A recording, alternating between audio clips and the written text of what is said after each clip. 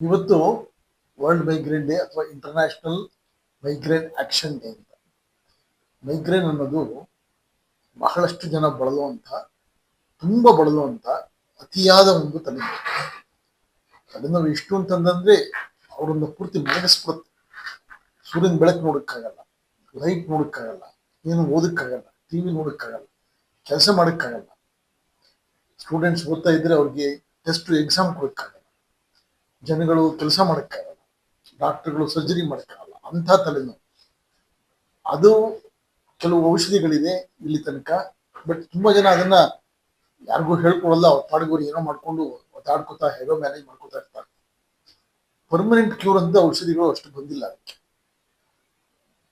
ಈಚೆಗೆ ಅದಕ್ಕೆ ಒಂಥರ ಸರ್ಜರಿ ಇದೆ ಅಂತ ಸ್ಪೇನ್ ನಲ್ಲಿ ಒಬ್ಬ ಡಾಕ್ಟರ್ ಕಂಡುಹಿಡಿದಿದ್ದಾರೆ ಅಂತ ಗೊತ್ತಾಯ್ತು. ನಾವು ನಮ್ಮ Venkat centre for aesthetic health ಅಲ್ಲಿ ಈ ತರ ಹೊಸ ಹೊಸ ಆವಿಷ್ಕಾರಗಳನ್ನ ಮಾಡ್ತಾ ಇರ್ತೀವಿ. ಈ ಹಿಂದೆನೂ ಕೂಡ ಕೂದಲು ಕಸಿ, ಲಿಪೋಸೆಕ್ಷನ್, ಅದೇ ತರ ಲೇಸರ್ಗಳು, ಗೊರಕೆಗೆ ಲೇಸರ್, ಹೆಂಗಸರಿಗೆ ಲೇಸರ್, ಈ ತರ ಎಲ್ಲ ಹಲವಾರು ಆವಿಷ್ಕಾರಗಳನ್ನು ಮಾಡಿದ್ವಿ. ಸೊ ಇದೇ ರೀತಿ ಈ ಸುದ್ದಿ ಗೊತ್ತಾದಾಗ ನಮ್ಮ ಡಾಕ್ಟರ್ ಅನಿಕೇತ್ ಅವರು ಸ್ಪೇನ್ಗೆ ಹೋಗಿ ಆ ಡಾಕ್ಟರ್ನ ಕಾಂಟ್ಯಾಕ್ಟ್ ಮಾಡಿ ಅವ್ರ ಹತ್ರ ಟ್ರೈನಿಂಗ್ ತಗೊಂಡು ಬಂದು ಶುರು ಮಾಡಿದ್ರು. ಈಗಾಗಲೇ ಒಂದು 8-9 ತಿಂಗಳಾಯ್ತು.